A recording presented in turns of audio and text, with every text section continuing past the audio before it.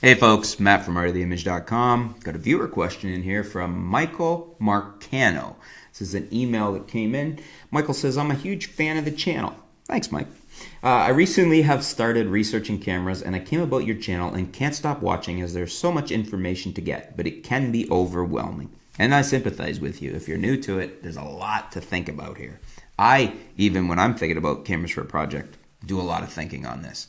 I recently decided to start a YouTube channel that will basically cover working out and fitness tips, vlogging, and rants, lol. I know real original stuff, right?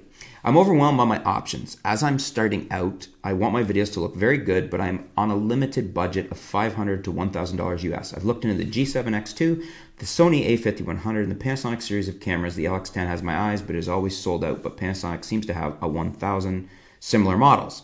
I also looked at the G85, GX850, and some other similar models because Panasonic seems to have the best budget 4K system. I want something with pretty good low light capabilities and autofocus. I'm thinking I may start with a point and shoot LX10 or RX100, but I know if I get something with an interchangeable lens, I have room to grow. Any and all advice is appreciated. I respect your opinion and would love to stop going crazy researching all these cameras. If you have a top 3 or 5 you can suggest, you would be the man. If you need any help with fitness, please feel free to reach out to me, brother. Thank you and have a great day. Well, thanks for your question, Michael, and thanks for the offer about fitness. Immediately, I got 2 options that I think you should look at, and I think either of these or both because they're both a good value. First of all, the LX10 is amazing. I'm loving it. As you know, I have it here for review, and I think it's fantastic. It would be my choice. If you're heavily into vlogging and more studio setups like I'm doing here, then perhaps that would be the way to go for now and then add another one later. The other option is not any of the ones you suggested, but the Panasonic G7. The reason is it gives you, for video purposes, pretty much the same quality you're getting out of the G85, the GH4, the GH5 for 4K video. Allows you into the whole system, and you can get them on for deals right now for about $450 with the rebates and the gift cards included and things like that with a lens. So then you throw in a 20mm f1.7 or my favorite, the 42 f1.7, and you got a very versatile kit. Throw on a Rode Video Micro, awesome setup. As a matter of fact, if you can afford it, because that is a very economical camera at that price, you're talking about $450 then.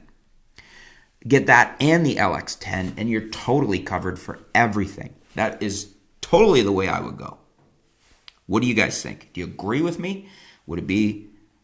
Do you think my choices of the LX10 and or the G7, depending on how much vlogging he's doing, or as I said, buy both if you can afford it, with some lenses and a Rode Video mic, or is there something else you would do? Would you go another route? Let us know what you do and why in the comments below. Let's help out Michael. I don't know. I guess I'm blessed because I have many cameras.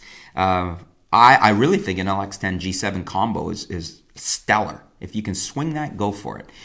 Again, as I said, if you're heavily going to be vlogging, then perhaps the LX10 for now, more so than the G7. But then, Casey Neistat, one of the most biggest vloggers ever who popularized the whole idea of that, shot with a 70D and an 80D and a Rode.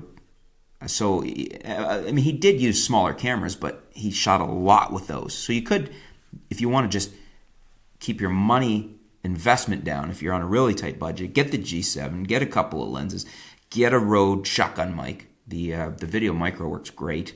I'll put all these links below for you. And you could do everything with that. Everything. You got your bases covered. But again, what do you guys think? Let me know in the comments below. What would you do and why? Thanks for your question, Michael. Stay tuned. We'll be back soon here at artoftheimage.com.